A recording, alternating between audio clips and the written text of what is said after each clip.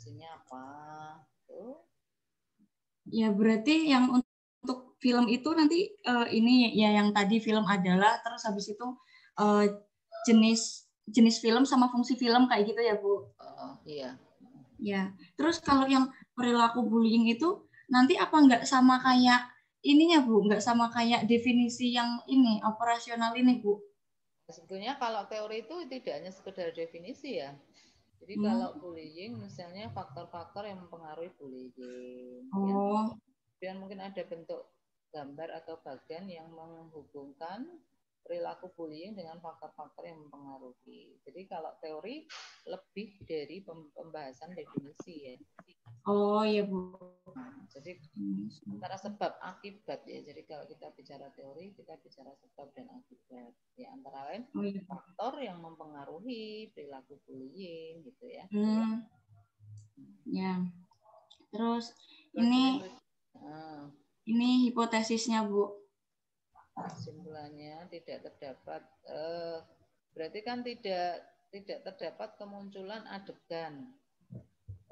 Kecenderungan aja ya. Tidak terdapat kecenderungan munculnya adegan bullying. Kecenderungan. Tidak terdapat kecenderungan munculnya adegan bullying. Oh ya. Ya. Nanti saya ganti dulu. Terus ini Bu. Terus definisi konseptual. Nah, sumbernya mana, Sel? Sumbernya nama dan tahun. Oh, ini saya ngasih apa namanya? Ngasih semuanya itu di bawah ini Bu, di daftar pustaka ini di sini. Oh ya beda, di teks juga harus ada kan? Nah, kan? Oh iya ya Bu. Teks juga harus ada, di iya. juga harus ada. Nah, ini sudah ada. Oh iya. Konseptual malah nggak ada nih ya. Ini konseptual justru malah di sini kan. Ditambahi tahun sama halaman ya Bu ya, kalau ada ya Bu kayak biasa. Oh, kalau buku kalau ada halamannya ditambahkan. Ya. Yang ini juga ya Bu ya berarti sama. Tingkat pembulian adalah suatu kondisi yang menunjukkan besar frekuensi mendapatkan perlakuan buruk yang mengakibatkan korbannya menderita. Ya, terus definisi operasional. Bullying fisik. Terus ya bullying. Oh, saya sebentar ini bullying. Nah, sebetulnya ketika di operasional itu sudah tidak menyajikan sumber. Apa Bu? Oh. Jadi definisi operasional itu sudah kamu yang ngomong ya. Kamu yang ngomong. Terus sebetulnya kalau kemudian jenisnya fisik dan sebagainya itu nanti itu sebenarnya sudah muncul di ini. Sudah muncul di konseptual. Jadi nanti definisi operasionalnya adalah ini ya, bullying fisik, verbal, dan emosional yang terdapat pada film Joker gitu. Oh, kayak contohnya gitu Bu? Sudah dimasukkan konteksmu, konteks penelitianmu. Sudah ini bully di mana? Oh, di film Joker. Jadi kayak mungkin kayak gini Bu ya, ini kan jenis bullying yang mengakibatkan bla bla bla bla bla bla. Terus nanti langsung langsung dicontoh gitu ya Bu ya. Bullying fisik di sini tuh mungkin adegannya, salah satu adegannya apa kayak gitu Bu. Ya, jadi bullying, jadi indikatornya bisa diukur dari bullying fisik antara lain memukul, ini memukul, mendorong, menggigit, menjambak, menendang. Nanti bullying verbal, ini jelaskan. Tapi sebetulnya bullying fisik, verbal, dan emosional kamu singgung dulu di aktual.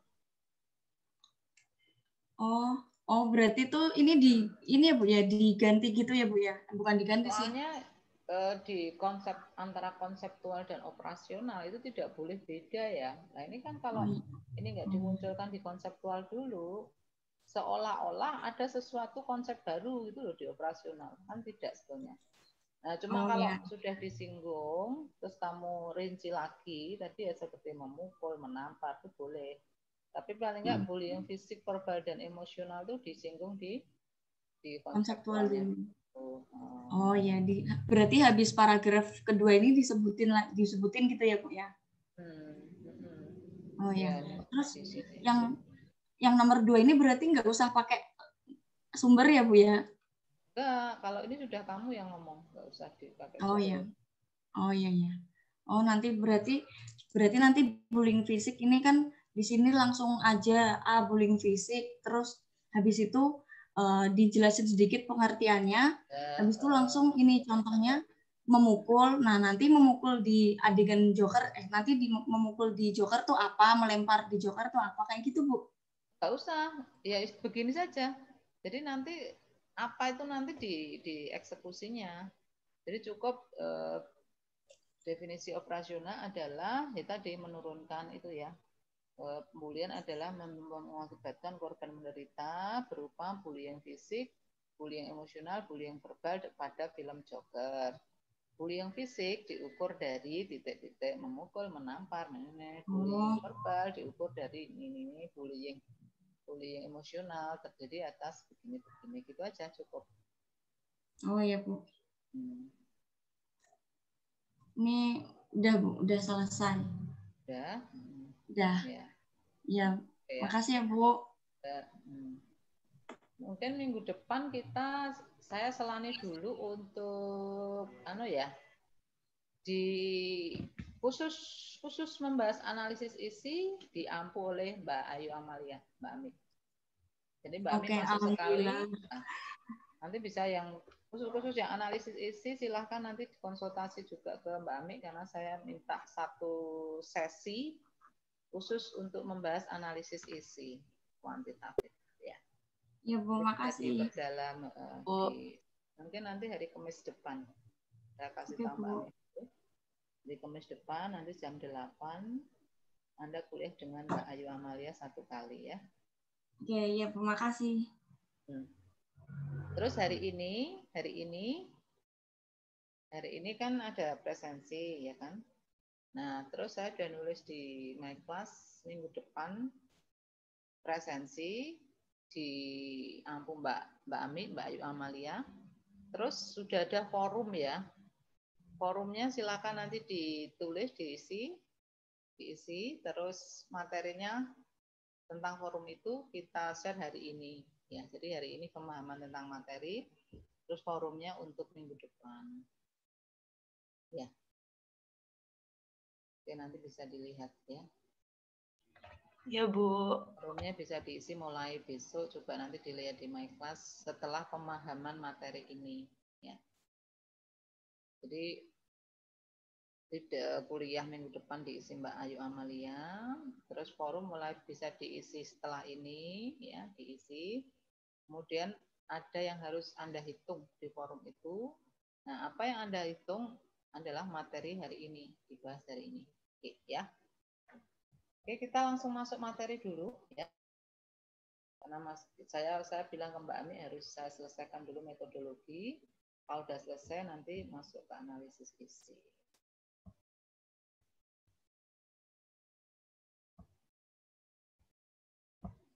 Jadi kemarin kita sudah membahas tentang beberapa sub dari metodologi penelitian ya, yaitu sumber data, teknik pengumpulan data, dan teknik sampling. Hari ini kita akan bahas jenis penelitian, uji validitas dan reliabilitas, dan teknik analisis data. Nah ini uji validitas dan reliabilitas ini nanti agak menghitung, makanya saya bikin forum itu nanti untuk memperdalam sub ini. Ya. Sebetulnya teknik analisis data itu juga menghitung, tapi nanti kita hitung di statistik. Ya. Kita mulai dari jenis penelitian.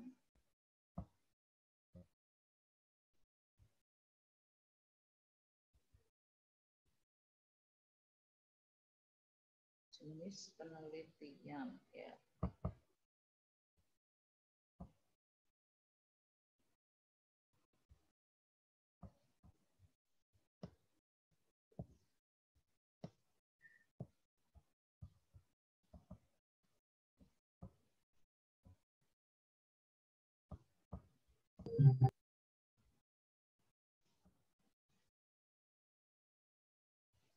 Ya.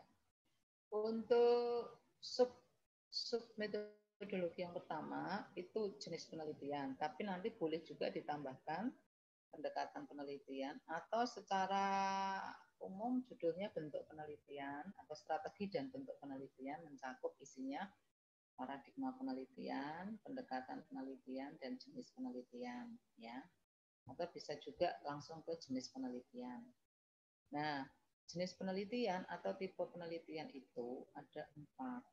Ya, ini nanti Anda pilih salah satu penelitian Anda termasuk yang mana. Yang satu eksploratif, yang kedua deskriptif, yang ketiga eksplanatif, dan yang keempat evaluatif. Ya, jadi ada 4 jenis penelitian. Untuk penelitian Anda pasti termasuk salah satu di antara 4 ini, maka nanti harus disebutkan. Misalnya penelitian saya satu variabel, maka termasuk penelitian deskriptif. Penelitian deskriptif adalah bla bla bla bla gitu ya, di proposal nanti ditulis itu.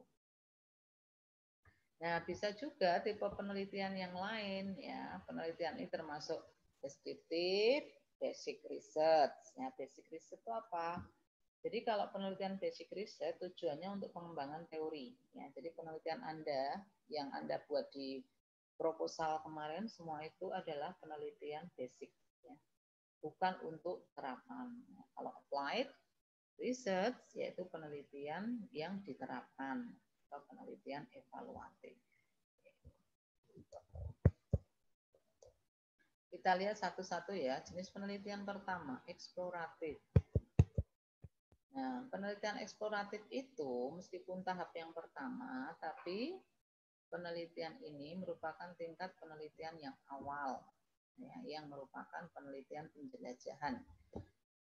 Penjelajahan kenapa? Karena dalam penelitian ini Anda belum menemukan teori. Nah, karena tidak ada teori, berarti tidak ada hipotesis. Ya.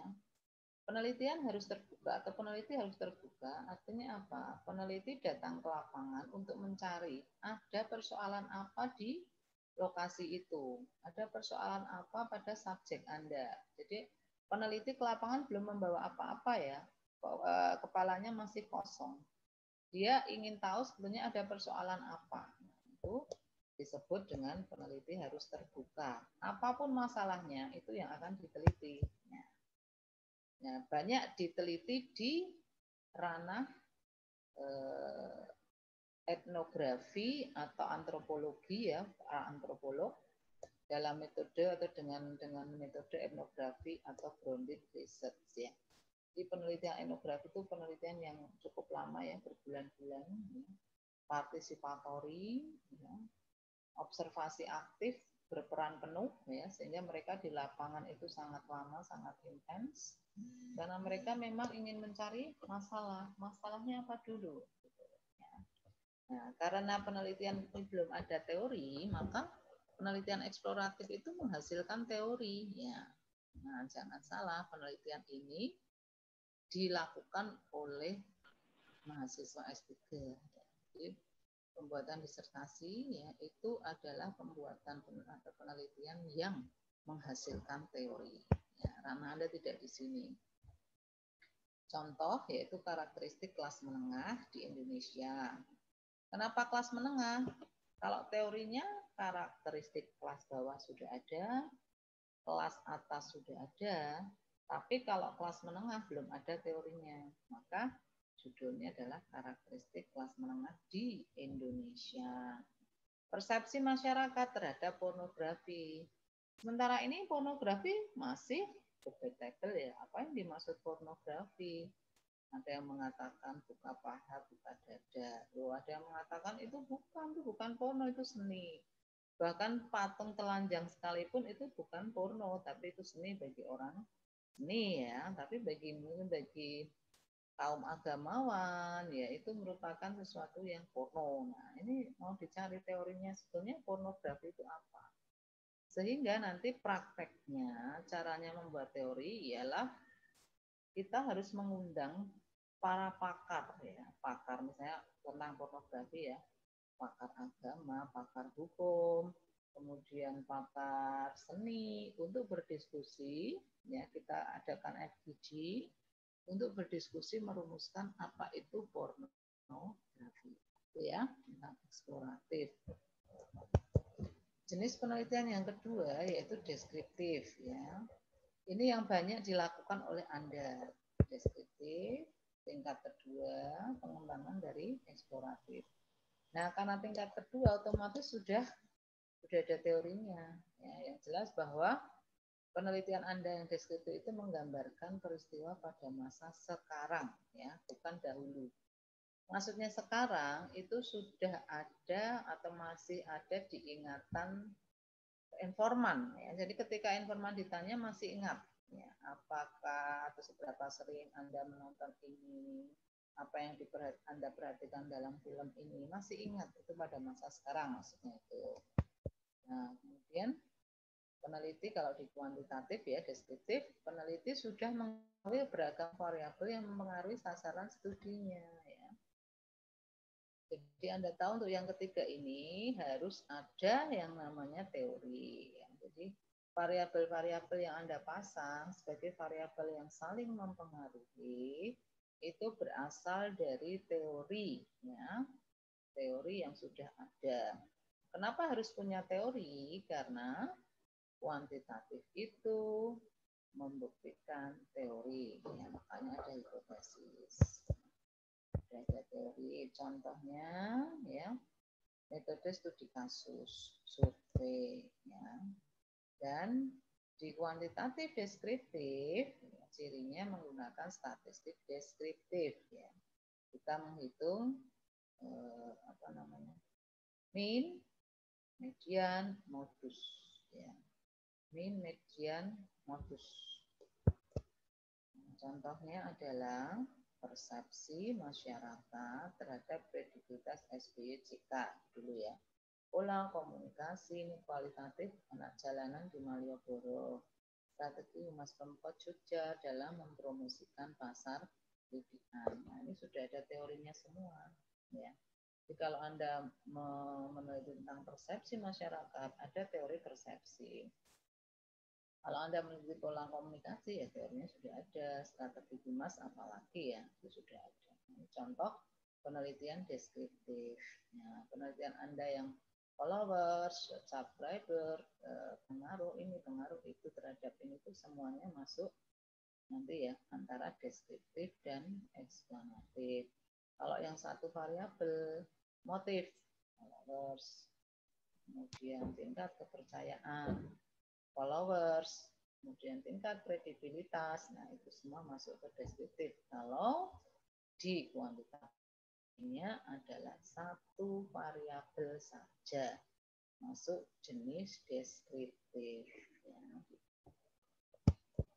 Nah, kemudian untuk eksplanatif, yaitu penelitian yang mengandung minimal 2 variabel, karena di sini akan memaparkan analisis tentang hubungan sebab akibat. Variabel sebab, variabel akibat, variabel bebas, variabel terikat. Ya. Minimal 2. Bisa 3, bisa 4, dan seterusnya.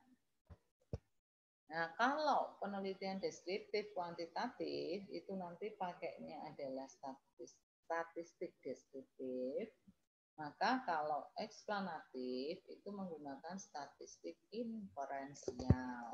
Ya, nanti kita lihat di statistik ya, ada yang namanya perhitungan produk momen, kemudian ada uji regresi, ya, ada Spearman, ya, dan sebagainya. Itu contoh dari statistik inferensial. Kalau statistik deskriptif tadi kan ukuran gejala pusat, contohnya mean, mencari mean, median, modus, kemudian menyajikan data dalam bentuk diagram batang, diagram lingkaran, ya, itu semua adalah deskriptif. Nah, kalau nanti lebih dari deskriptif, tidak hanya menyajikan data, tetapi juga menyimpulkan, sehingga nanti penggunaan statistiknya adalah inferensial. Nah, bagaimana kalau eksplanatif di kualitatif? Itu penggunaan kritik holistik. Kritik holistik itu artinya melihat sebuah fenomena dari berbagai aspek ya. Bisa aspek komunikannya, aspek pesannya, aspek komunikatornya, dan sebagainya. Nanti banyak sekali rumusan masalah ya atau tujuan penelitian di dalam kualitatif dalam penggunaan kritik holistik. Nah, contoh judul kuantitatif atau eksplanatif, kuantitatif eksplanatif, korelasi antara atau pengaruh antara intensitas menonton film Naruto di Global TV dengan sikap agresif anak di SD Negeri Bantul, Yogyakarta. Itu ya. Ini contoh. Ini ada X. X-nya adalah intensitas menonton. Y-nya adalah sikap agresif. Nah, ada sebab, variabel sebab, ada variabel akibat. Ini eksplanatif. Jadi nanti yang Anda judulnya pengaruh X terhadap Y, hubungan X dengan Y, itu nanti termasuk jenis eksplanatif. Ya.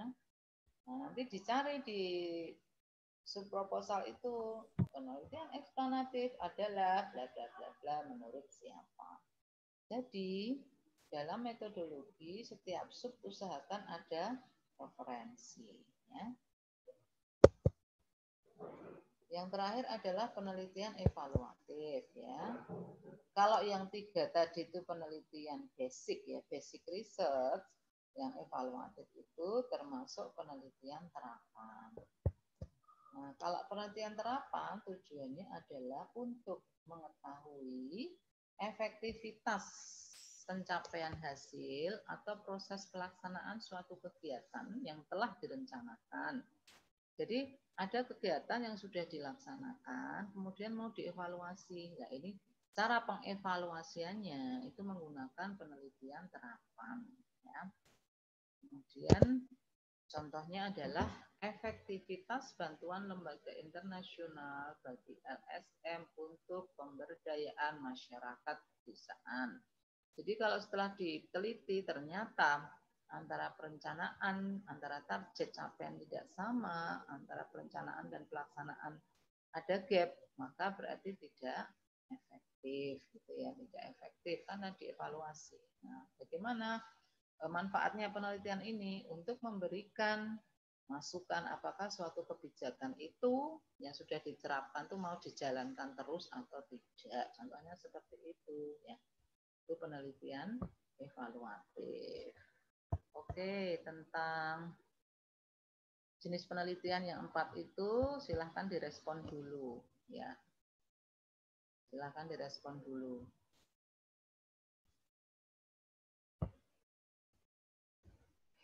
Ya, sudah ada 76 partisipan. Ini pakai Zoom yang kapasitasnya 300 ya. Jadi jangan khawatir tidak ada yang tidak bisa masuk. Semuanya bisa masuk. Silakan direspon dulu untuk materi pertama, yaitu jenis penelitian. Silakan. Bu Suci mau nanya. Ya, Rin, silakan. Berarti yang di sub jenis penelitian itu isinya cuma kayak deskriptif menurut ini adalah gitu aja Bu, atau ada tambahan lain? Ya, memang sementara itu seperti itu ya. Jadi penelitian ini adalah penelitian deskriptif, misalnya gitu ya. Penelitian deskriptif adalah bla bla bla bla menurut ini, gitu.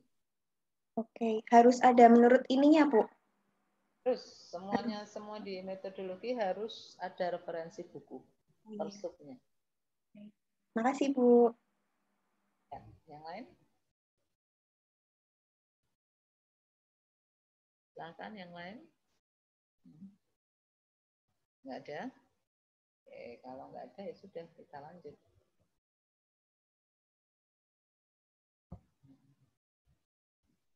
Nah, kemudian, nah ini validitas data ya. Oh ya, teknik analisis data tadi belum lengkap.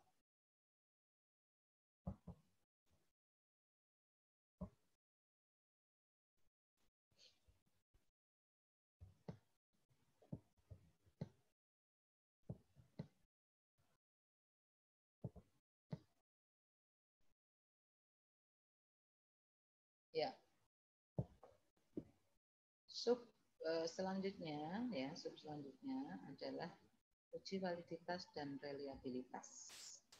Kalau dalam kualitatif itu hanya uji validitas data. Tapi kalau dalam kuantitatif ada uji validitas dan reliabilitas. Ya, ini tolong jangan ditinggal ya untuk materi ini, tolong diperhatikan karena ini ngitung. Ya, ngitung nanti saya suruh Anda ngitung di forum ya. Forum saya sediakan setelah ini, silakan buka forum. Anda akan disajikan data X, Y untuk menghitung ini. Nah, makanya supaya tidak bingung, tolong jangan ditinggal kuliah online-nya ya. Jangan hanya masuk saja, tapi benar-benar kuliah. Nah, uji validitas data adalah uji, ya sebuah uji untuk mengetahui bahwa alat ukur itu namanya questionnaire ya, benar-benar mengukur apa yang akan diukur. Benar-benar mengukur apa yang akan diukur. Nah, sedangkan uji reliabilitas yaitu uji questionnaire untuk mengetahui keandalan ya, bahwa alat ukur memberikan hasil yang sama atau konsisten bila dipakai untuk mengukur 2 kali. Nah, kita kembali lagi. Contohnya uji validitas data, itu alat ukur cocok dengan apa yang akan diukur. Jadi ilustrasinya, kalau Anda mau mengukur panjang, maka Anda harus pakai meteran. Kalau Anda mau mengukur berat, Anda harus pakai timbangan. Kalau Anda akan mengukur tentang sikap, maka questionnaire, butir-butir questionnaire itu harus mengukur pada sikap, bukan pada perilaku. Kalau Anda ingin mengukur questionnaire tentang perilaku, maka butir-butir questionnaire itu harus merupakan indikator dari perilaku, bukan sikap, bukan pendapat. Ya. Nah, itu maksudnya uji validitas data seperti itu. Ya. Jadi uji validitas data itu untuk menguji questionnaire. Untuk menguji questionnaire ya. Apakah questionnaire itu valid atau tidak. Sehingga kalau ini adalah uji questionnaire, maka kita harus uji satu persatu questionnaire. Kalau questionnaire-nya itu ada 20, berarti ada 20 kali nguji. Nah, nanti akan ketahuan questionnaire mana yang tidak valid. Sehingga disebut gugur. Questionnaire itu gugur. Ketika questionnaire itu gugur, maka questionnaire itu tidak diikut sertakan ke uji responden.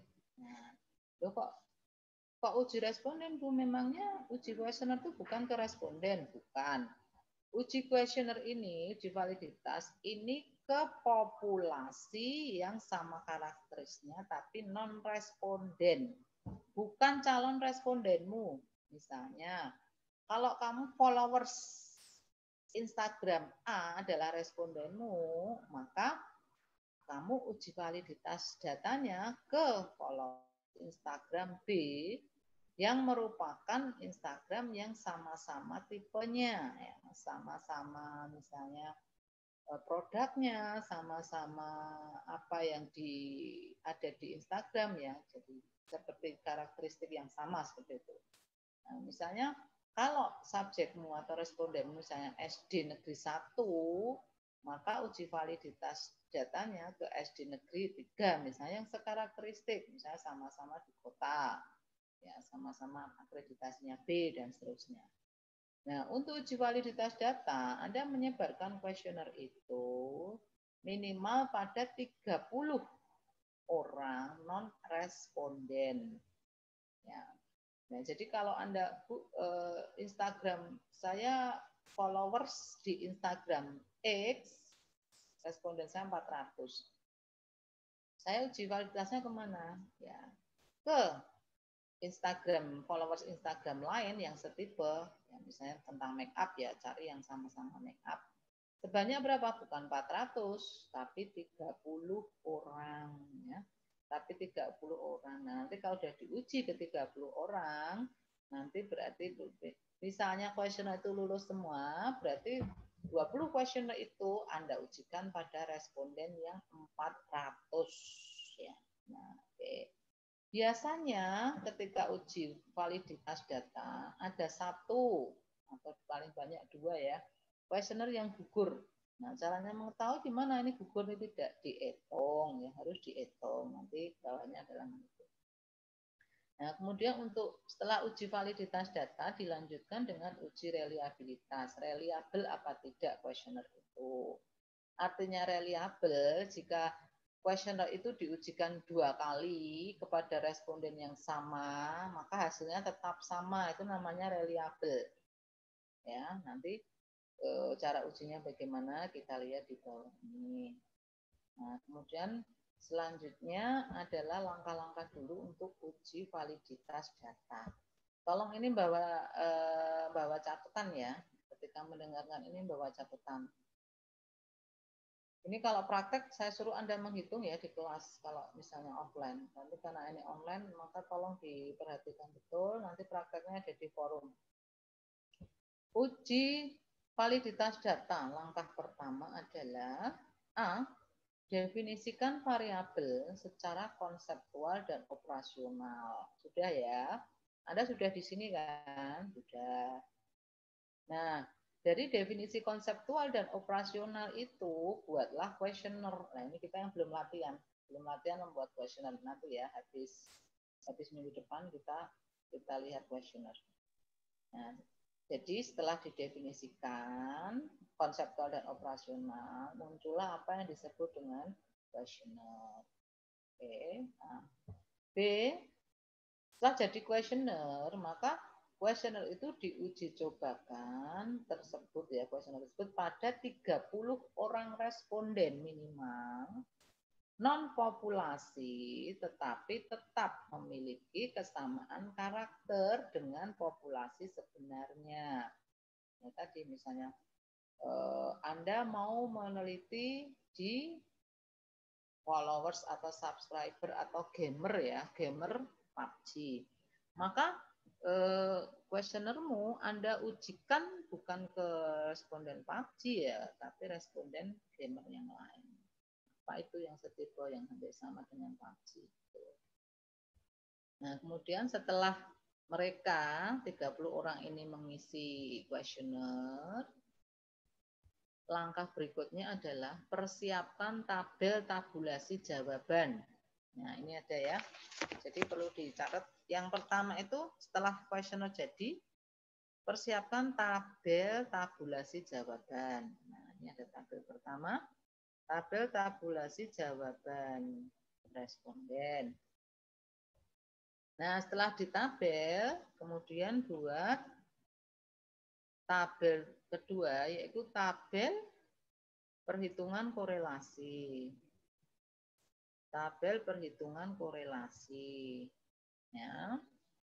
Nah, kemudian setelah melakukan penabelan ya, setelah tabulasi perhitungan korelasi, yang ketiga kemudian akan ketemu X ya. X kuadrat, Y kuadrat, dan XY. Masukkan jumlah atau sigma dari X kuadrat, Y kuadrat, dan XY ke rumus produk momen ya. Masukkan ke rumus produk momen. Ya, kemudian setelah ketemu R kecil tuh R produk momen, hasilnya berapa? Misalnya 0, sekian. Maka R itu keempat dikonsultasikan ke tabel R. Nah, tabel produk momen nanti saya lihatkan tabelnya. Ke tabel R. Nah, terus ketentuannya kalau R hitungnya dari yang ketiga tadi ya, dari rumus produk momen setelah ketemu R itu namanya R hitung. Kalau R hitung lebih besar daripada R tabel, maka valid. Nah, maka kuesioner itu valid.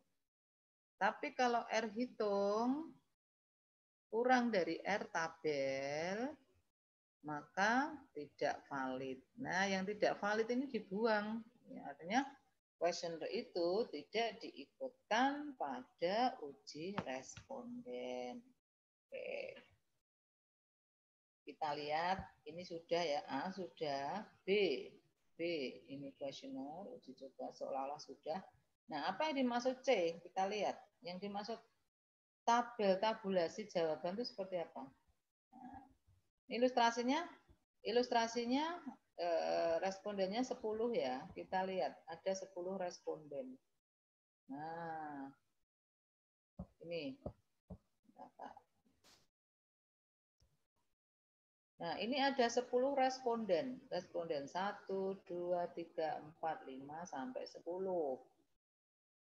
Padahal aslinya kan minimal 30 ya. Kita ilustrasi aja, kita belajar atau kita beri contoh 10 saja. Nah, ini jumlah respondennya 10. Sorry, yang ke bawah ini jumlah respondennya. Nah, ini jumlah kuesionernya juga 10. Ya, jadi ini kuesioner nomor 1. Untuk responden nomor 1 nilainya 5. Kuesioner nomor 2 untuk responden nomor 1 nilainya 4. Ya toh. Kuesioner nomor 3 untuk responden nomor 1 nilainya 5. Anda tahu nggak ini 54, 54, 54 ya, 3, 4, 2, 5, 4. Ini dari mana ini? Ya, dari mana kok ketemu dengan skor-skor seperti ini? Ini dari setelah kuesioner itu diisi, kan pilihannya 5 ya. Misalnya seberapa memperhatikan Anda pada tokoh, ya, tokoh pada film X. A, sangat memperhatikan. B, misalnya sangat memperhatikan. B, memperhatikan. C, ya.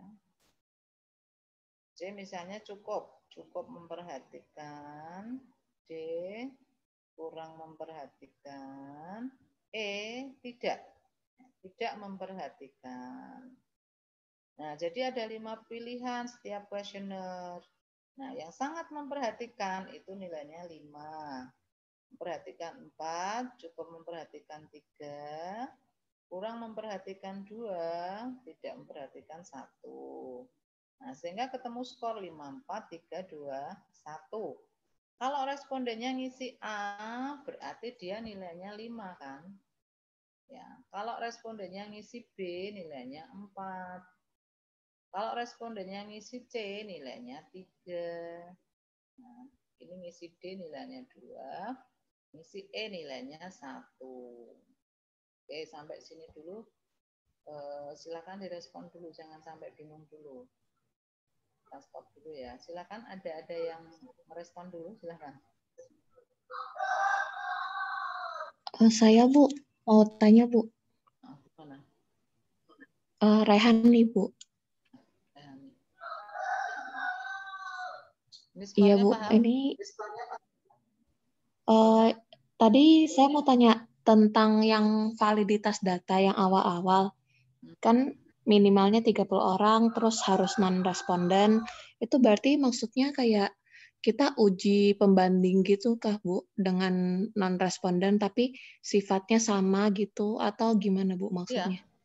Misalnya respondenmu adalah followers dari Instagram Tasya Farasya misalnya ya. Apa itu make up misalnya ya, di make up. Maka uji validitasmu adalah followers dari Instagram non Tasya Farasya, bukan Tasya Farasya, tetapi dari artis atau Instagram lain yang sama-sama make up siapa misalnya. Saya nggak tahu siapa. Nah, jadi uji validitasnya bukan ke followersnya Tasya, tapi followers dari orang lain yang sama-sama make up. Gitu, Re. Baik Bu, kalau misalnya tentang nilai tadi yang skor nilai 5, 4, 3, 2, 1 itu kan mungkin yang opsinya yang sangat, terus cukup, kurang, tidak. Tapi kalau misalnya ada opsi lainnya gitu Bu, kan ada tuh biasanya di kuesioner ada opsi lainnya, itu skornya gimana? Bukan 3, 4, 5, 4, 3, 2, 1 sama no semua kuesioner. Skor gimana ya? Ya tinggal Si responden itu ngisi apa? Milih yang mana? Kan dia melingkari atau menyilang. 5, 4, 3, 2, 1. 5 itu sangat, sampai 1 itu yang tidak. Ya semuanya 5, harus 5. Apakah itu variabel X atau variabel Y, itu harus 5 opsi ya, 5 choice ya, 5 pilihan yang harus disilang oleh responden. Nah, jadi kalau hasilnya seperti ini kan sangat variatif ya. Ini berarti responden nomor 1 tuh jawabnya bagus-bagus ini ya, AB terus nih, AB. Nah, ini yang dimaksud skor total ya. Ini dijumlahkan ya. Skor kuesioner untuk responden nomor 1 itu dijumlah. Total responden, total kuesioner berapa? Oh, ada 45. Total responden nomor 2 untuk kuesioner 10 ini, 10 kuesioner itu berapa totalnya? Tambah, ketemu 45. Skor kuesioner responden nomor 3, tambah, ketemu 39. Nomor 5 juga, ini ditambah, ketemu 34 sampai responden nomor 10. Ini paling sedikit ya. Enggak, yang paling sedikit nomor 8. Ini ditambah, kemudian 24. Nah, kenapa ini saya kuning-kuning? Ya, karena kita ingin menghitung uji validitas data dari kuesioner nomor 1. Nah, kita butuh data untuk menguji kuesioner nomor 1. Ini adalah skor dari responden, semua responden untuk kuesioner nomor 1 dan skor total. Jadi setiap kita menghitung kuesioner adalah kuesioner nomor berapa yang mau diuji plus skor total. Ini dua data ini yang kita butuhkan. Kalau kita mau menghitung kuesioner nomor 5, berarti ya ini terus ke bawah dengan skor total. Gimana cara menghitungnya? Ya, kita mulai ya. Ini adalah tabel, tadi tabel apa namanya? Tabulasi jawaban. Ya. Tabel tabulasi jawaban. Sekarang tabel yang kedua adalah tabel perhitungan korelasi. Nah, tabel perhitungan korelasi ini perintahnya adalah ujilah kuesioner nomor 1. Kan berarti kita butuh ini, kuning ini, dan kuning ini. Nah, kemudian kita salin ya, di tabel perhitungan korelasi kita buat beberapa kolom, yaitu X. X itu ini, kuesioner yang diuji, skor kuesioner diuji. Y itu skor total. Ya. Kemudian X kuadrat, X dikuadratkan. Y kuadrat, Y dikuadratkan. X, Y, X kali Y. Nah, berarti Anda harus menulis ya, ini hitung satu-satu. 1 sampai 10. Kan 10 tadi jumlahnya. Yang kuning tadi disalin di sini semua, yang kuning ini tadi disalin di X, ditulis. Yang Y ini skor total disalin di sini. Nah, ya, ini ada 10. Ini ada 10.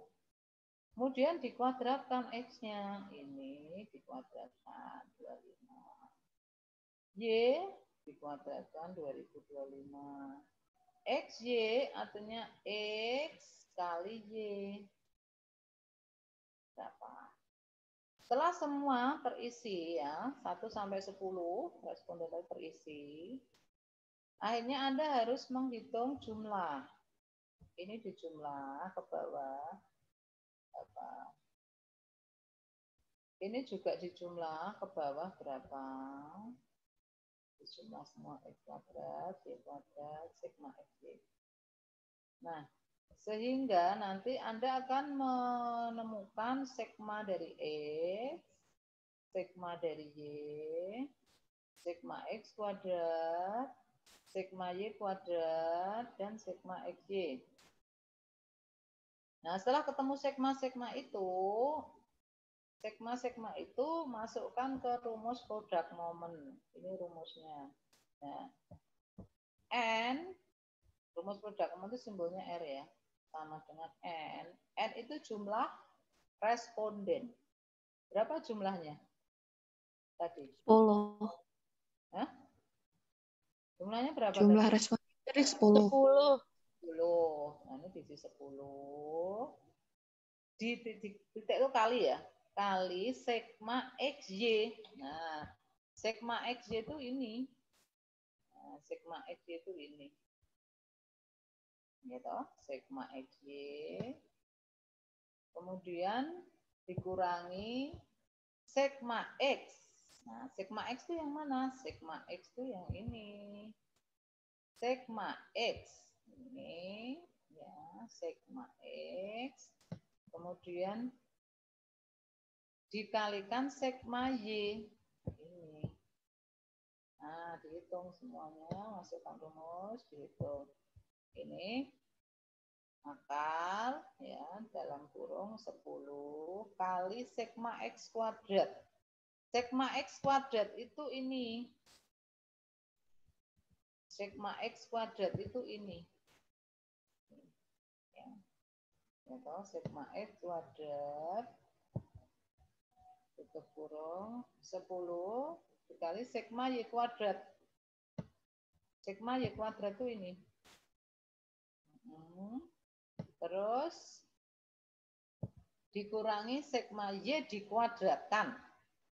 Beda ya sigma Y kuadrat dengan sigma Y dikuadratkan. Kalau sigma Y dikuadratkan atau sigma X dikuadratkan itu ini. Sigma Y dikuadratkan. Sigma X dalam kurung dikuadratkan. Kalau ini sigma X kuadrat beda ya. Jadi sigma Y dikuadratkan, sigmanya ini dikuadratkan. Nah, silakan nanti dihitung. Sampai ketemu R.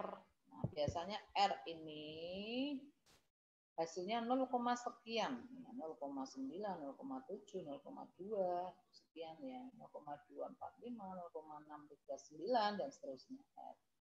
Nah, setelah ketemu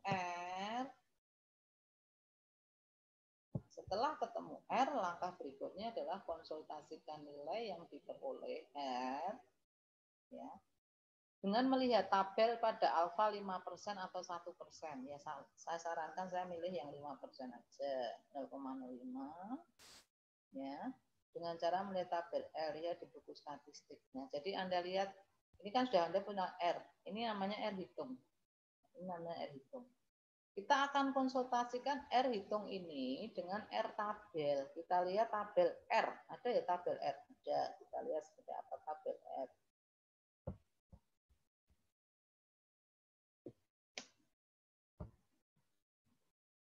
Saya sudah buka tabel R, coba ya. Nah, tabel R.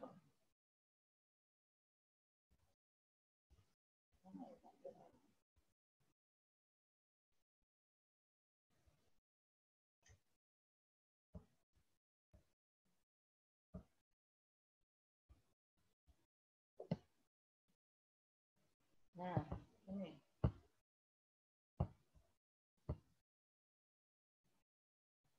Nah, cara melihat di tabel R, ini nanti dilihat di buku statistik ya banyak. Nanti di buku statistik itu ada tabel Z, tabel R, tabel F.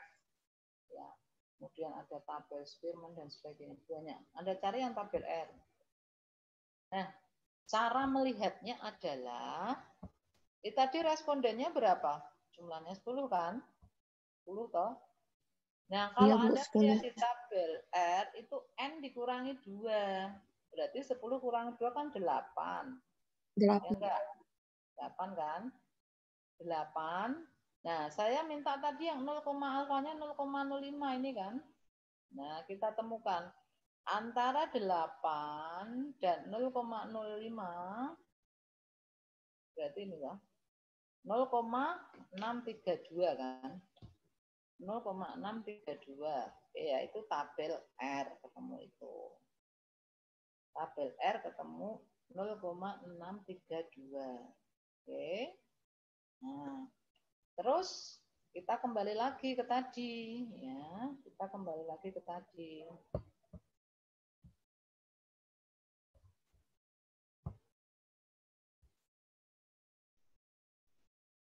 uji validitas data tadi ya.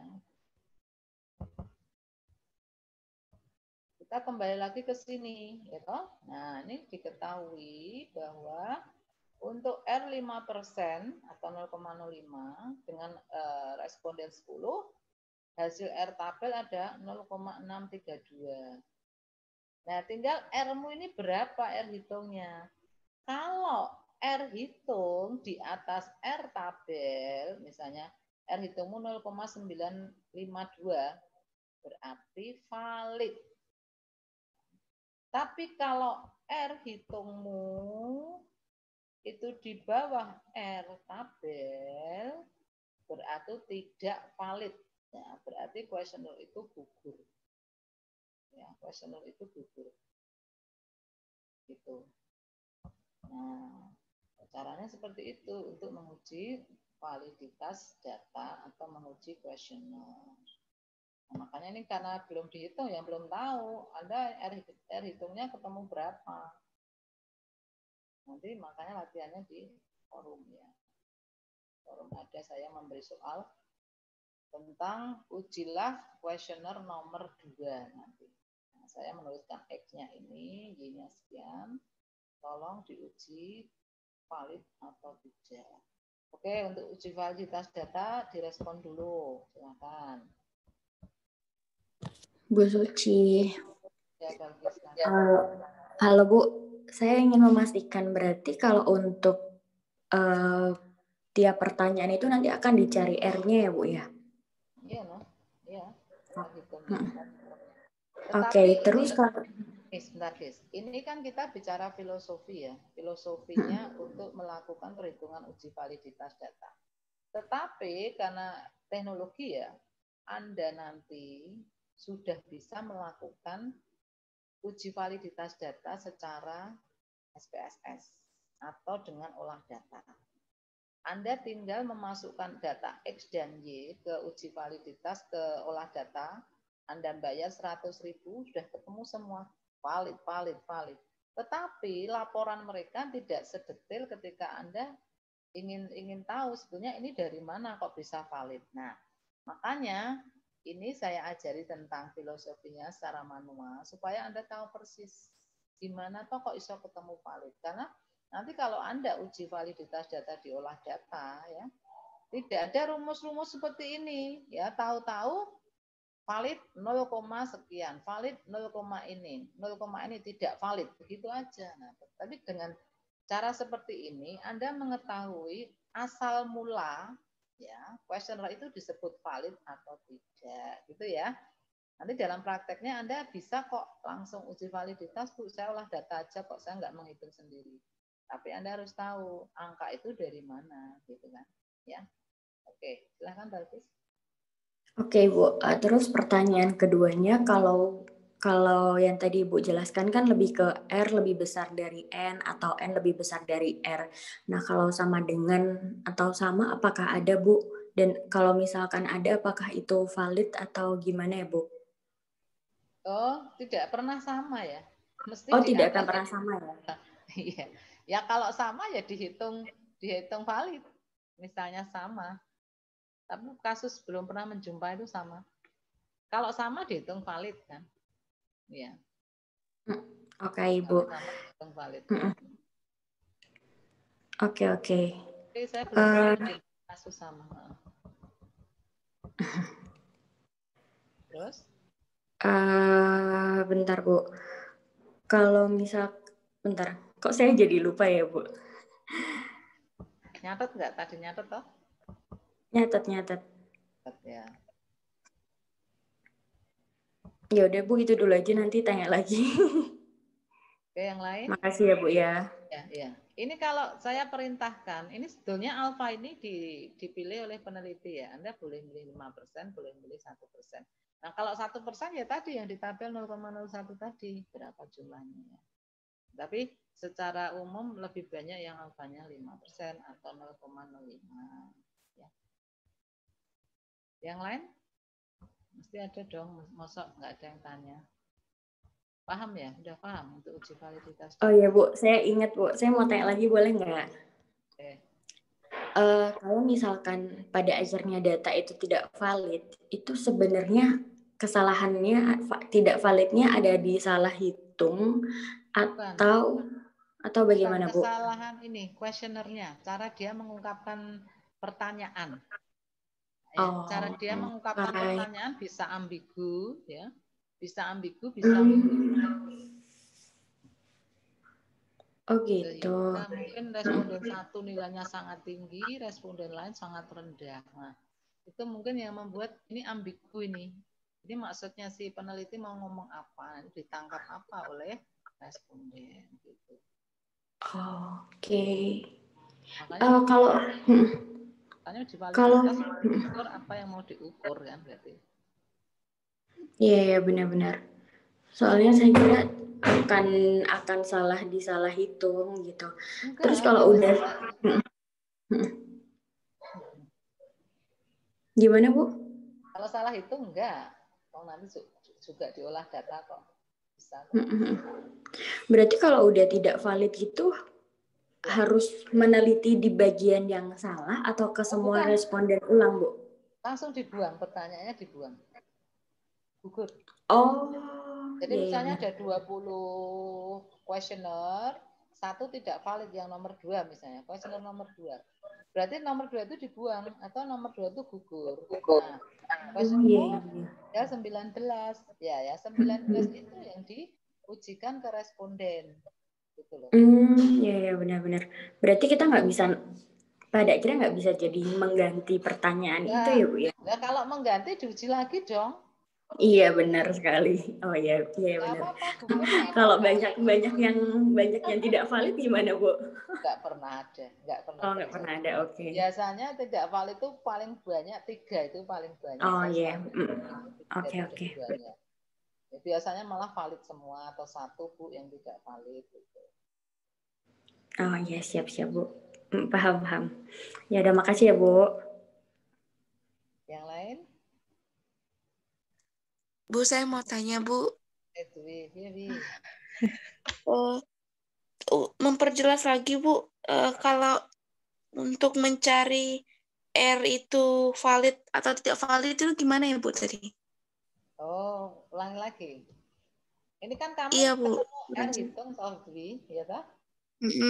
Kamu R hitung. Terus kamu lihat R tabelnya kan tadi kan? R tabel untuk 5% dengan responden 10 tadi kan ketemu ini kan? Ya enggak? Masih ingat enggak cara melihat R tabel tadi? Iya, Bu.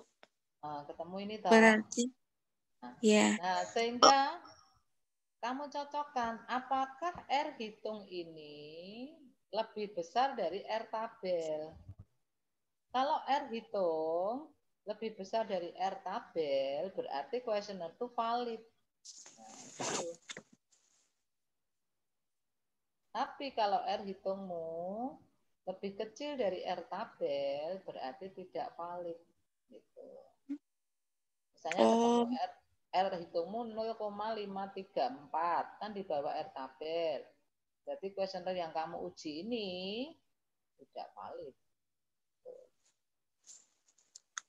Oh iya, Bu. Makasih, Bu. Oke. Masih ada? Saya, Bu, mau tanya, Bu. Tadi kan di awal dibilang kalau jumlah kuesioner tuh sama seperti jumlah kuesioner itu jumlahnya sama dengan jumlah responden atau non responden. Oh enggak, kok jumlahnya sama gimana? Bukan. Tadi lihat di tabel kuesioner sama respondennya sama. Oh bukan, itu contoh saja. Ini contoh. Oh iya. Kebetulan jumlah kuesionernya 10, jumlah responden 10 ini contoh. Nah, kenyataannya ini respondenmu kan ada 400. Oh iya. Kuesionermu mungkin ada 30. Mungkin. Ini kan contoh saja. Oh iya, ini Bu, tadi berkaitan sama pertanyaan Mbak Alkis, kalau misalnya nggak valid kan berarti pertanyaan yang nggak valid itu dihapus. Itu apakah ngaruh dengan respondennya atau kita harus kayak Apa tadi? Aduh, lupa. Bentar. Kan sudah dibuang, selesai. Berarti nggak akan ngaruh dengan responden yang lain ya, Bu, ya, kalau misalnya itu tinggal dikurangi satu aja gitu ya, Bu? Loh, kan mereka sudah Dikurangi kuesionernya. Mereka kan sudah ngisi. Terus mereka kan kuesionernya sudah pulang ke peneliti, kan yang menghitung peneliti. Ya kan responden sudah tidak tahu kan? Ya sudah kan selesai, itu urusan peneliti toh. Oh, Dibuang oke. berapa kan responden kan tidak tahu. Oh ya, oke. Ya enggak? Baik Ibu, cuma bingung itunya aja sih. Saya kira bakal ngaruh dengan jumlah responden. Soalnya tadi contohnya serupa terus jadi bingung. Ini bicara jumlah kuesioner kan. Yang berkurang tuh jumlah kuesionernya, bukan respondennya. Kalau respondennya 30 tadi, 30 orang sudah ngisi kuesioner, uji validitas. Kemudian kuesioner itu balik ke peneliti. Peneliti menghitung kok hasilnya satu gugur, yang misalnya kuesioner nomor 2. Kan berarti tinggal berkurang satu kuesionernya toh, yang mau diuji ke responden populasi. Itu. Baik Bu, terima kasih Bu. Nah, masih ada? Ini yang cowok belum muncul nih, yang cowok ini. Bu Suci mau tanya lagi dong, Bu. Sel, ya, silakan Sel.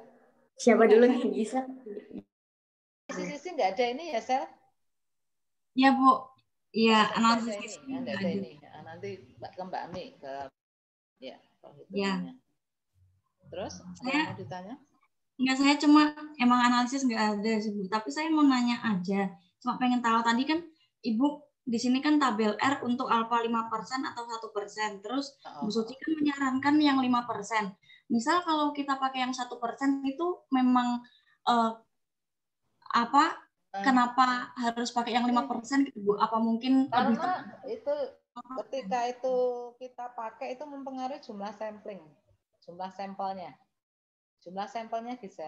Jadi dulu saya pernah uji coba ketika Anda pakai 1%, itu followersmu yang jadi responden harus misalnya 1.000 orang ke 800. Tapi ketika kamu pakai yang 5%, respondenmu 400. Nah, itu pengaruhnya di situ. Oh, iya Bu ya. Oh, iya. Coba aja kamu cek dipakai rumusnya Slovin ya. Yang followers itu yang kemarin ketemu 400,399 itu coba cek pakai 1%, nanti kan hasilnya kita 700-800. Gitu. Oh iya terima kasih Bu. Ya, jadi 5% alfa 5% itu artinya ada kesalahan yang ditoleransi itu kesalahannya 5 dari 100 kesalahan gitu. Jadi toleransi terhadap tingkat kesalahan itu lebih besar daripada yang 1%. Termasuk yang tadi yang jumlah sampel menjadi menggelembung ya ketika kita pakai yang 1% itu ya.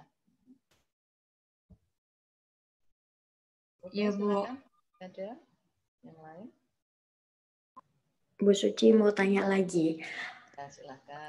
Apakah uji validitas ini itu hanya untuk sebelum terjun ke lapangan atau pada akhirnya nanti ketika sudah terjun ke lapangan dan akhirnya udah dapet data lagi itu untuk ngolahnya tuh juga namanya uji validitas, Bu? Oh enggak, nanti itu analisis data kalau sudah ngolah. Oh, namanya jadi analisis data. Validitas data itu menguji kuesioner yang akan diterjunkan ke responden kan gitu. Kan definisi uji validitas data, apakah alat ini mengukur apa yang akan diukur kan gitu toh? Dan kalau tidak mengukur yang akan diukur kan hasilnya jadi error ya, jadi bias. Nah, setelah betul bahwa alat ini mengukur variabel perilaku, ya sudah berarti kan sudah siap untuk diukur ke responden. Nah, setelah ke responden, uji ke responden, kemudian kuesioner kan masuk ke peneliti lagi. Nah, itu dihitung dengan uji hipotesis atau teknik analisis data. Misalnya kalau Anda meneliti hubungan berarti Anda pakainya rumus produk momen tadi. Kalau judulmu pengaruh X terhadap Y, Anda pakai uji statistik yang namanya uji regresi. Nah, uji regresi nanti kita bahas di statistik. Ada uji regresi linier, ada uji regresi ganda, ada Spearman ya, Rank Spearman itu juga uji hipotesis atau uji analisis data, Rank Spearman. Ya, kalau yang deskriptif nanti teknik analisis datanya pakai atau dengan menghitung ukuran gejala pusat ya. Ukuran gejala pusat itu apa aja? Mean, median, dan modus. Itu. Bagus. Ya. Oh iya Bu, siap. Berarti udah nama tahapannya udah beda dan rumusnya juga beda Bu ya. Dan ini uji validitas. Oke. Masih ada? Sip. Masih? Nah, kalau nggak ada, kita lanjutkan. Masih ada uji reliabilitas tadi ya. Nah, setelah valid ya, diuji validitas datanya, kita uji reliabilitas.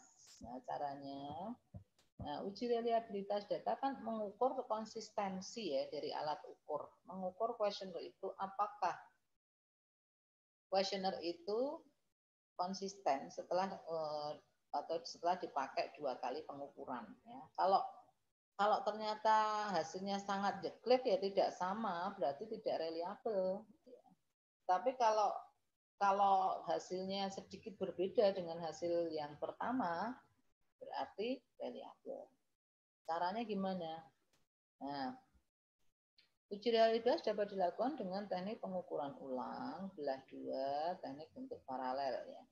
Kita akan praktek dengan teknik pengukuran ulang. Nah, untuk menguji reliabilitas, maka sebarkanlah kuesioner untuk kedua kalinya pada responden yang sama. Tadi loh yang non populasi 30 orang tadi. Jadi setelah Anda 2 minggu kemudian, Anda datang lagi ke responden yang sama. Ya, yang 30 orang tadi, yang non populasi tadi. Ya.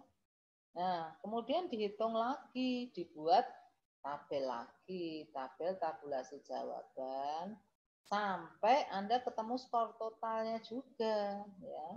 Jadi pada setengah bulan kemudian, Anda akan membuat ini lagi. Untuk kedatangan yang kedua ini. Sampai ketemu ini juga. Sampai ini. Nah, bedanya apa? Cara menghitungnya gimana?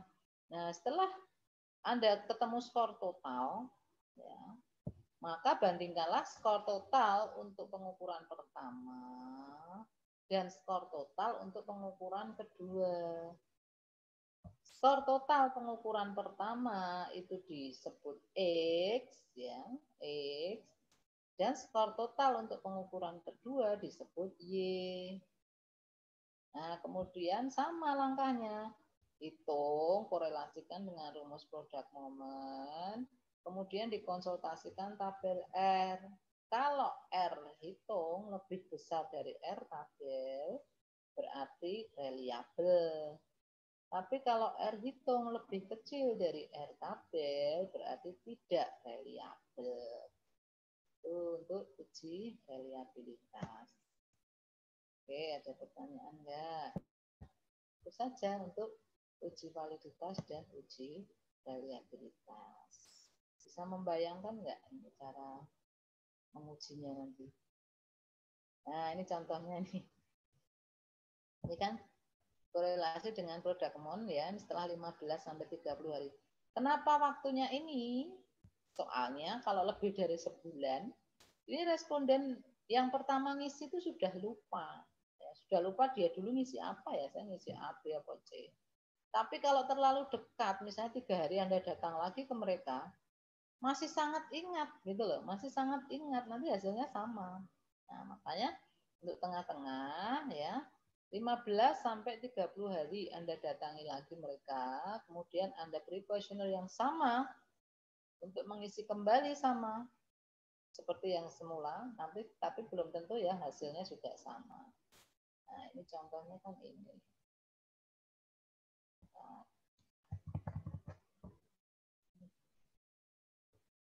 Not responden. Nah, ini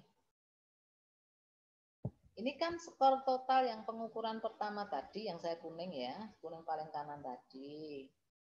Nah, ini Anda datang yang kedua, ini skor totalnya ini, kita lihat ya. Ini selisihnya tidak banyak ini. Responden 3 hanya 1, responden 4 sama, responden 5. Nah, kemudian ini dianggap X, ini dianggap Y. Ya, hitung dengan rumus produk momen. Sama, konsultasikan dengan tabel R. Kalau di R hitung lebih besar dari R tabel berarti variabel. Kalau R hitung lebih kecil dari R tabel berarti tidak variabel. Itu. Tapi saya belum pernah menjumpai selama bimbing ya variabel uji variabelnya itu tidak variabel itu belum pernah saya. Kalau uji validitas data ada 1-2 gugur itu biasa. Tapi kalau variabel itu mesti biasanya ya selalu variabel. Oke, itu uji variabilitas. Oke, direspon dulu. Suci mau tanya. Ya, Safira silahkan. Ya. Yang keras, suaramu kecil. Gimana?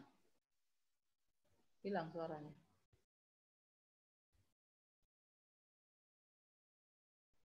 Gimana? Kok tak jadi? Ini Bu, kalau apa pengaruhnya kalau nanti itu enggak reliable Bu? Oh, ya enggak reliable ya tidak dipercaya berarti kan? Ya bisa cacat, tidak dipercaya artinya. Kuesioner itu tidak dipercaya. Kalau tidak dipercaya tidak bisa dipakai. Atau dari pertanyaannya dibuang kayak itu apa gimana Bu? Kan dibuang, pertanyaanmu itu tidak dipercaya, artinya tidak konsisten ya. Artinya tidak bisa dipakai untuk acuan bagi peneliti yang lain ya. Kan biasanya kalau Anda meneliti kadang-kadang ada yang ambil kuesioner dari orang lain yang dengan variabel yang sama, itu juga ada seperti itu, tinggal menyesuaikan subjeknya saja. Tapi kalau tidak reliable ya jangan, ya tidak boleh dipakai acuan oleh peneliti yang lain ya. Tapi saya belum pernah melihat kuesioner tidak reliable, itu belum pernah ya, belum pernah. Oke, gitu ya. Bu mau nanya Bu. Ya silakan Han. Gimana Han? Jaki. Oh, jadi?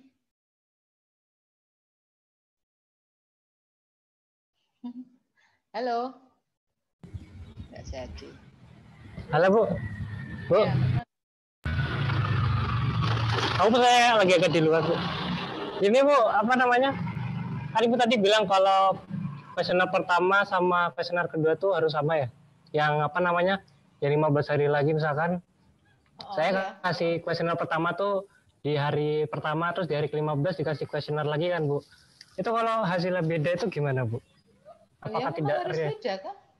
Oh, sama termasuk reliable apa enggak Bu?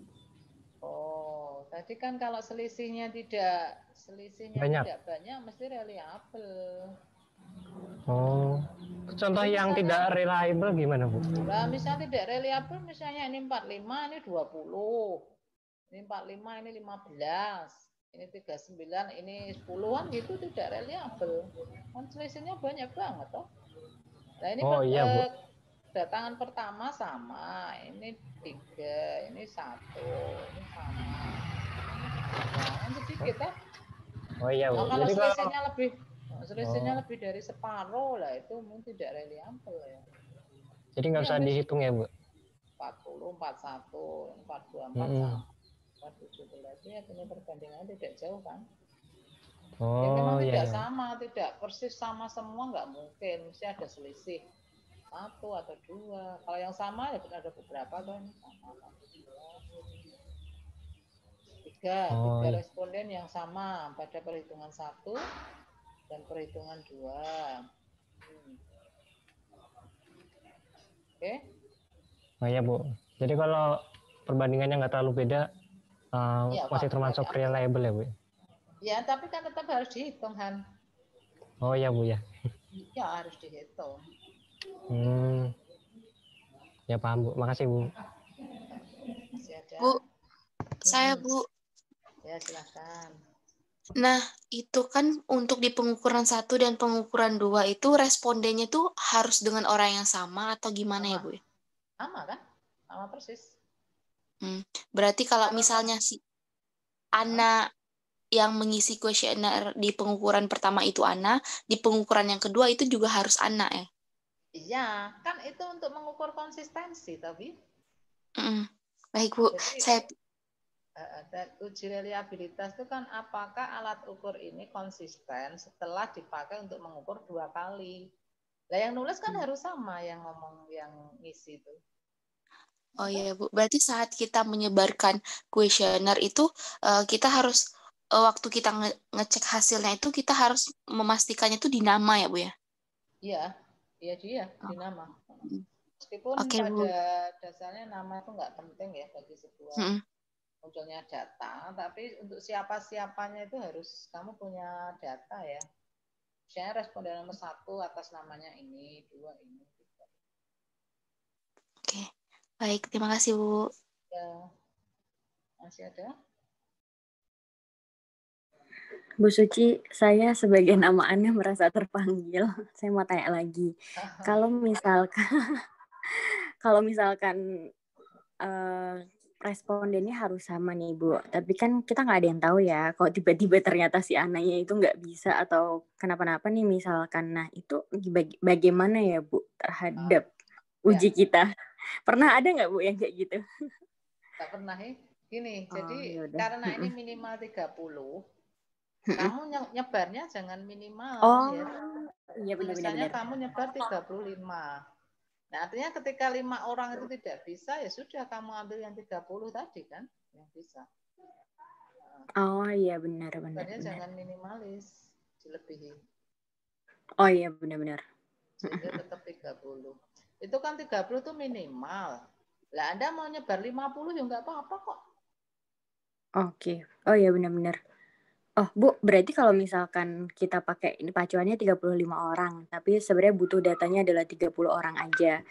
Terus misalkan yang uji validitas pertama tadi itu tuh 30 tuh udah termasuk Ana nih Bu. Lalu di uji yang kedua ini ternyata Ana nggak bisa. Berarti kita harus pakai misalkan ganti Desi nih Bu. Nah ternyata, apakah nanti di uji validitas akan diulang lagi dengan tidak memasukkan Ana dan memasukkan Desi atau bagaimana ya Bu? Oh ya nggak bisa, orangnya harus sama. Berarti kan berarti ganti Desi dong Bu. Kalau ya, Ananya nggak bisa. Ya Desi berarti kamu ukur lagi sendiri ya. Harus sama orangnya. Berarti setiap orang itu harus 2 kali pengukuran. Oh iya benar. Berarti diganti dong ya Bu ya. Kalau ternyata anaknya nggak bisa. Oh iya dong. Oke. Wow. Berarti ngulangin lagi dong ya Bu ya. Oh iya. Tapi selama ini pengalaman memang ada yang keliru ya. Ya terus pada kemarin itu naik keliru jadi mau gimana lagi. Jadi mereka itu sudah diuji ujian pendadaran. Lah kok uji validitas datanya ke responden. Terus biar mau diulang ya spiye menang akhirnya. Oh, dia uji validitasnya langsung ke respondennya ya. Oh, 30 orang tapi responden loh. Lah piye to kamu tuh? Wis piye menang wis jadi ya. Oke, Ibu. Terima kasih ya. Masih ada? Nah, ini sebetulnya masih ada satu materi ya, tapi saya lupa nggak buka file. Itu namanya uji teknik atau teknik analisis data. Anda catat aja ya untuk teknik analisis data. Jadi tadi sudah saya jelaskan untuk teknik analisis data itu kita bagi menjadi dua. Ini yang non analisis isi ya. Analisis isi nanti rumusnya sendiri. Biar Mbak Ami besok ya, biar Mbak Ami aja. Untuk teknik analisis data yang deskriptif, ini pakainya adalah statistik deskriptif. Ya, statistik deskriptif yaitu mencari ukuran gejala pusat.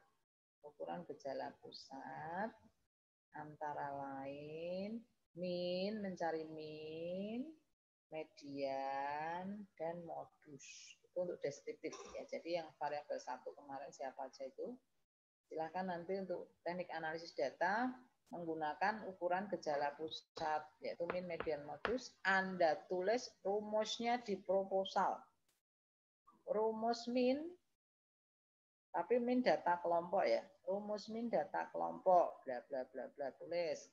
Rumus median data kelompok. Nanti dicari di buku statistik ya, di internet ada. Median data kelompok, rumusnya bla bla bla bla, dan modus ya, modus data kelompok, bla bla bla bla. Oke, itu untuk yang deskriptif. Kemudian untuk yang eksplanatif, pengaruh X terhadap Y, hubungan X terhadap Y, ya, ketentuannya adalah kalau variabelmu interval, kalau variabelmu interval ketemu interval, X interval, Y interval, maka pakainya produk momen seperti rumus tadi, produk momen. Variabelnya, kalau variabelnya ordinal itu yang sangat ini berjenjang tuh ya, sangat memperhatikan, kurang perhatikan, tidak memperhatikan, sangat menyukai, kurang menyukai, tidak menyukai. Itu pakainya rank Spearman, RANK Spearman. Rumusnya cari ya. Rumusnya dicari di internet. Tulis. Ya, rumusnya dicari. Nah, kalau Anda yang judulnya pengaruh, tadi hubungan ya, yang kedua tadi hubungan X dengan Y, pakai rank Spearman. Tapi, sorry. Kalau ordinal ya, ordinal sebentar, saya ulangi. Kalau variabelnya interval, pakainya produk momen. Ya. Nah, kalau variabelnya ordinal, pakai rank Spearman. Ya, pakai rank Spearman. Nah, kalau depannya itu bukan hubungan tapi pengaruh X terhadap Y, maka pakainya uji regresi. Loh, Bu, tadi yang rank Spearman bukan pengaruh, bukan hubungan ya, hubungan X dengan Y yang ordinal. Nah, kalau pengaruh pakainya uji regresi. Kalau dua variabel, regresi sederhana. Kalau lebih dari dua variabel, regresi ganda. Tulis rumusnya. Udah itu aja untuk teknik analisis data. Nah, bagaimana perhitungannya? Kita lari nanti ke statistik. Oke, itu nanti di proposal cuma ditulis rumusnya. Jadi saya ulangi. Kalau variabelmu interval itu yang ini loh, yang ada apa namanya, perbedaan yang sama, misalnya tingkat gaji sekian sampai sekian sampai sekian, tingkat usia sekian sampai sekian. Nah, itu interval, maka pakainya produk momen. Kalau ordinal, hubungan X dan Y tapi ordinal, intensitas terhadap tingkat ini, intensitas terhadap perilaku ini, itu pakainya rank Spearman, cari rumusnya. Kemudian kalau judulnya pengaruh X terhadap Y, maka pakainya uji regresi. Dua variabel regresi sederhana, lebih dari dua variabel regresi ganda. Nah, cari semua rumus dari internet atau dari buku statistik. Oke, itu aja untuk teknik analisis data. Oke, silakan. Jadi kalau kemarin banyak yang judulnya pengaruh, itu pakainya uji regresi, ya. Regresi linear. Rumusnya Y sama dengan A plus BX ini ya, yang regresi linear. Oke. Direspon dulu. Silakan. Bu, kalau Ibu, kalau judulnya itu ada pengaruhnya, ada intensitasnya juga, itu pakai apa ya, Bu? Kalau semua judul yang pakai pengaruh, mencari pengaruh itu regresi. Pakai regresi linear. Kalau dua. Tapi dia tuh ada itu, Bu, pengaruh intensitas. Oh, nggak usah melihat intensitasnya. Lihat oh, apa? pengaruh. Oh iya, Bu. Terima kasih, Bu.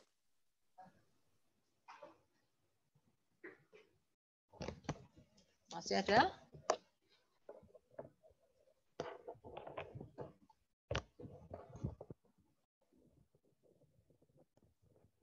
Masih ada?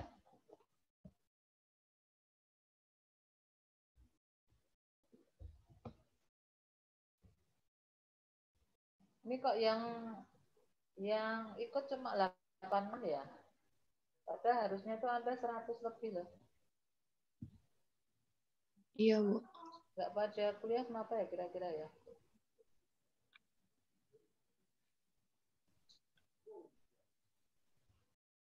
Hanya 86 orang.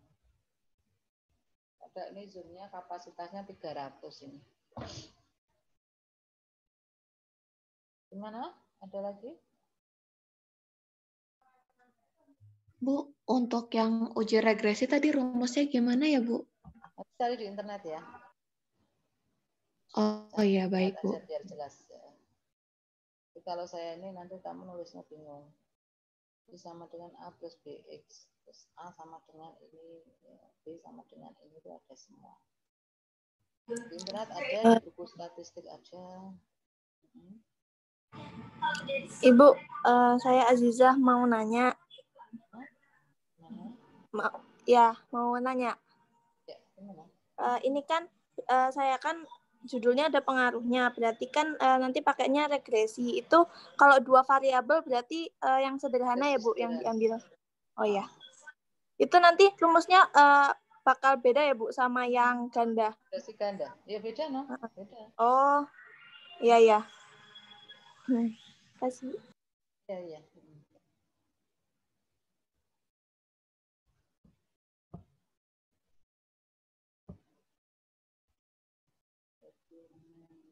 Ada lagi nggak ya kira-kira yang belum jelas?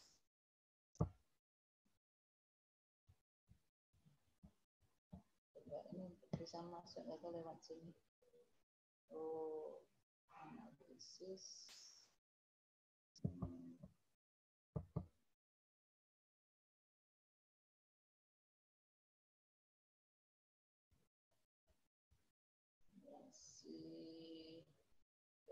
Bisa masuk nggak Pak langsung ini?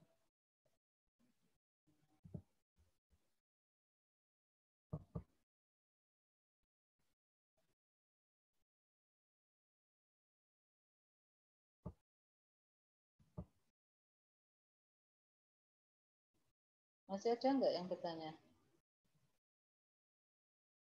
Nggak bisa ya, nggak bisa dibuka. Oke, ada lagi yang belum jelas? Ada lagi nggak? Bu mau meluruskan yang tadi, Bu. Yang apa namanya? Kalau judul penelitian ada pengaruh sama intensitas itu pakai rumusnya yang linear berganda atau yang mana, Ibu? Ada dua variabel itu berapa? Oh ya, berganda, Bu. Ini bisa dilihat nggak ini? Bisa, Bu, bisa. Ini bisa dilihat semuanya? Bisa, Bu. Bisa ya. Ya. Ini rumus untuk linear ganda. B sama dengan A plus BX. B sama dengan begini. A sama dengan Bu, kalau olah data bisa nggak untuk hitung? Bisa sekali. Nanti kalau Anda install yang SPSS itu gampang sekali, 5 menit. Tapi kalau ngitung ini bisa 1 jam ya secara manual. Tetapi maksud saya, Ibu, maaf Ibu.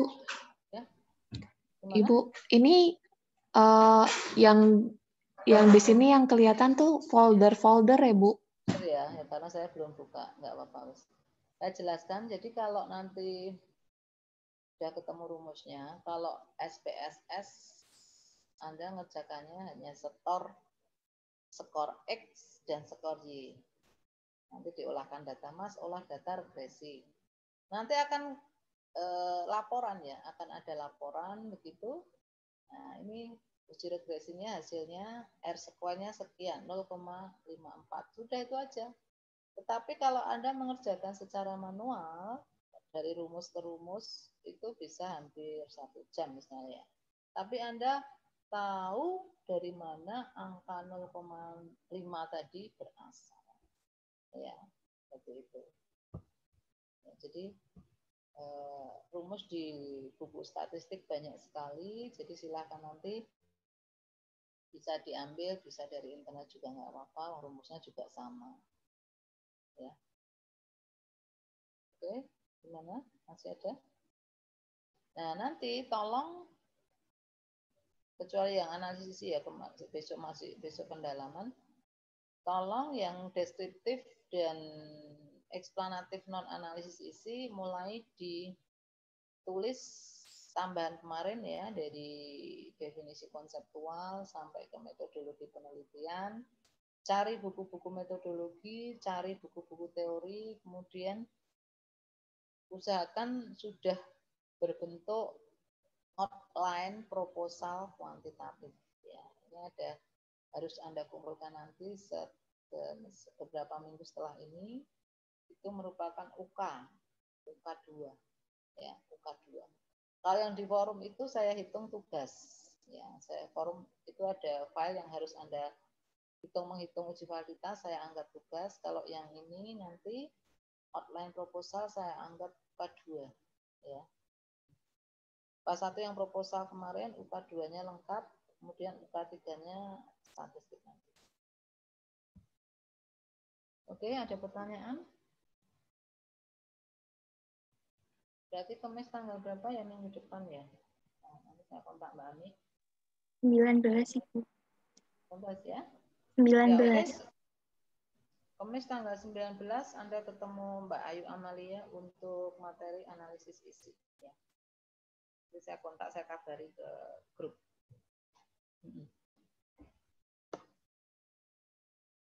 Ini presensi mulai jam 7 sampai jam 23, sekalian ada forum bisa dikerjakan mulai sekarang.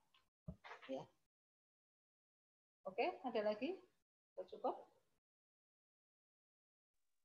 Bu Suci mau nanya, untuk yang UK 2 kan berarti pengumpulannya sampai yang ini tadi ya Bu, yang kita bahas ini tadi.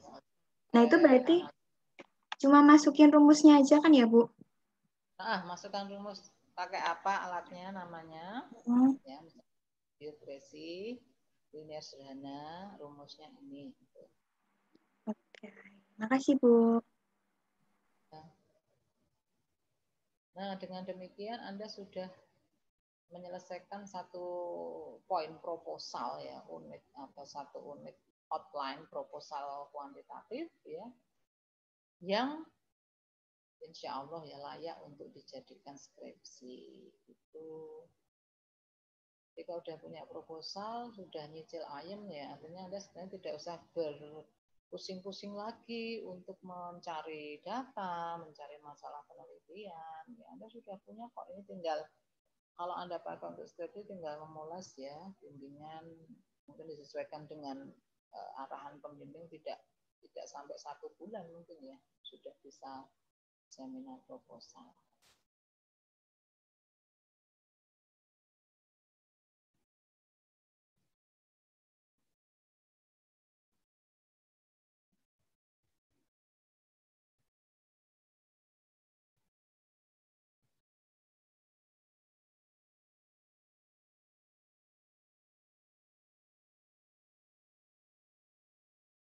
Oke, cukup ya? Cukup? Nah, 10.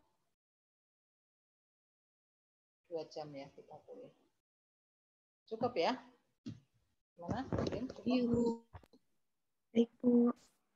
Saya nggak tahu ya, ini yang nggak hadir itu paham tidak? Saya nggak yakin ini. Soalnya ini hitung tapi online gitu loh. Nah, yang hadir aja belum tentu paham ya. Belum praktek soalnya. Iya, Bu. Online emang lebih susah buat paham.